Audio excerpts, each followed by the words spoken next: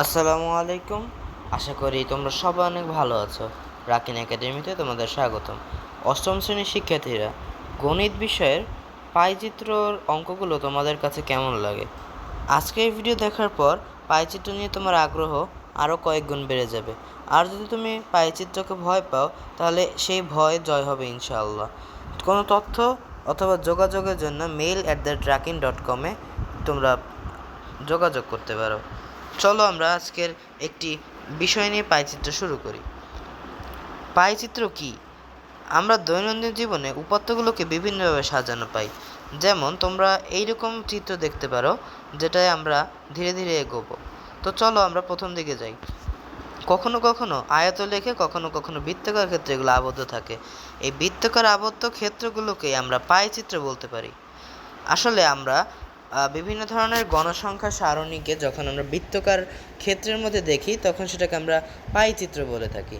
তোমরা অনেকেই বাংলাদেশ স্ট্যাটিক্স ব্যুরোর যে রিপোর্টগুলো, ওগুলোতে গোল গোল ভাবে দেখেছো যে গোল গোল বৃত্তর ভিতরে ইনফরমেশন ট্রান্সফার করা হয়, সেগুলোকেই আমরা পাইচিত্র বলবো। তো পাইচিত্রের মেইন সমস্যা হয় কোণ বিষয়ক সমস্যা। তো এই কোণ বিষয়ক সমস্যার সমাধান করব। চলো শুরু করি। আমরা জানি বৃত্ততার ক্ষেত্রে কেন্দ্রের দিকে 360 ডিগ্রি কোণ উৎপন্ন করে। এটা আমরা ষষ্ঠ শ্রেণী সপ্তম শ্রেণী থেকেই জানি। আর এই 360 ডিগ্রি কোণের সাপেক্ষে আমাদেরকে আমাদের উপাত্তগুলোকে উপস্থাপনা করতে হয়। অর্থাৎ সোজা বাংলায় আমি যদি বলি তোমাদের, কোনো গণসংখ্যা নির্বেশনের উপাত্তগুলোকে বৃত্তের কেন্দ্রে উৎপন্ন কোণের সাপেক্ষে উপস্থাপন করাই পাইচিত্র। নিম্নে একটা ছবি দেওয়া হলো, যার মাধ্যমে তোমাদের ব্যাখ্যা করা হবে। তো চলো এই ছবিটা আমরা আগে দেখি।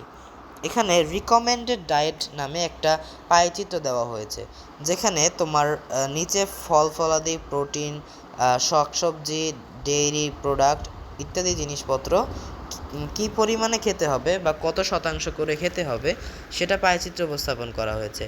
এর মাধ্যমে আমরা সহজেই সিদ্ধান্ত নিতে পারি যে আমাদের সবচেয়ে বেশি খেতে হবে কিন্তু ফলমূল,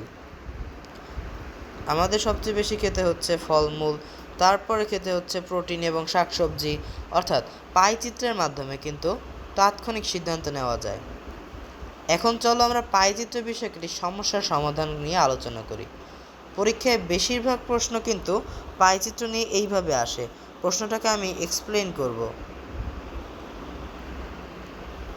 এক্সপ্লেন করার জন্য আমরা একটু জুম করে নিলাম। বাংলাদেশ ক্রিকেট দলের 5 জন বোলারের রান করার পরিসংখ্যান নিচে দেওয়া হলো। এখানে কিন্তু আমাদের